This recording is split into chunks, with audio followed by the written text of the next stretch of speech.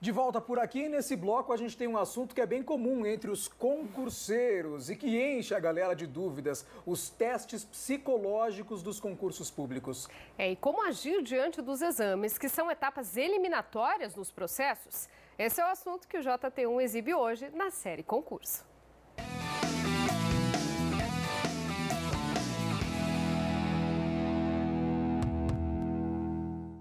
Se você pensa em fazer concurso público, dificilmente vai escapar deles. Os exames psicológicos, psicotécnicos, fazem parte da classificação dos candidatos em boa parte das instituições públicas. Mas existem inúmeros mitos em torno deles. Como são elaborados? Como se preparar para os testes? E o que mais reprova? Reunimos alunos deste colégio preparatório de Cascavel para tirar algumas dúvidas. Eles puderam fazer um bate-papo com uma psicóloga.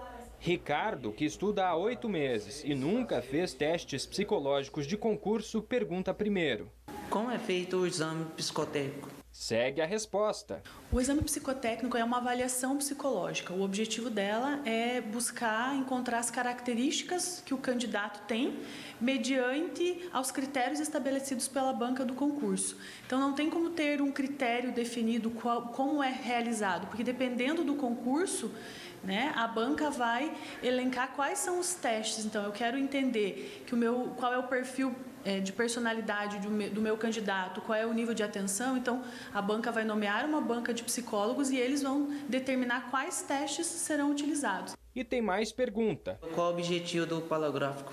É um teste para avaliar a personalidade do candidato.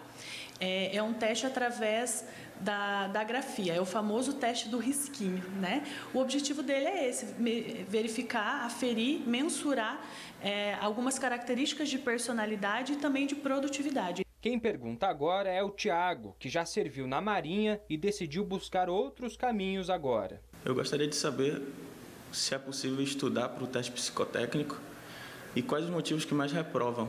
Então não tem como estudar. Não existe, é diferente de uma prova matemática onde você precisa ter uma quantidade X de acertos. O teste psicológico ele vai avaliar as suas características de personalidade, cada um tem a sua. Existem alguns scores, que são a pontuação que o candidato precisa atingir para que ele seja considerado apto ou, no caso, inapto para a função.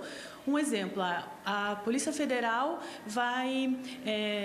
designou que tem que ser realizado um teste de atenção para verificar o nível de atenção daquele candidato. Então, ela pode estabelecer que o ponto de corte, ou seja, o candidato precisa ter um nível de atenção alto.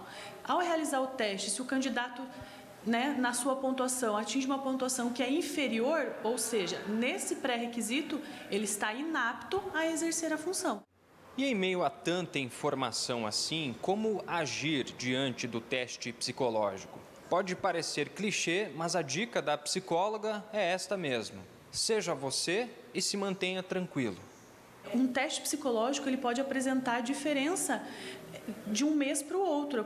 Algumas características de personalidade, você não muda o teu jeito de ser de um dia para o outro, mas, por exemplo, o teu nível de atenção, o teu nível de estresse, ele pode sim ser alterado, estar afetado pelo contexto no qual você está vivendo. Então, por exemplo, a prova por si só já é um momento, um contexto que deixa o candidato nervoso, aquela pressão, eu tenho que ser aprovado. Então, manter essa calma, essa tranquilidade é algo que vai auxiliar no momento de você conseguir realizar o teste psicológico, a avaliação psicológica. E tem mais dicas online para você e também um especialista agora para bater um papo em tempo real. Acesse a página sérieconcursos.com.br e muito boa sorte!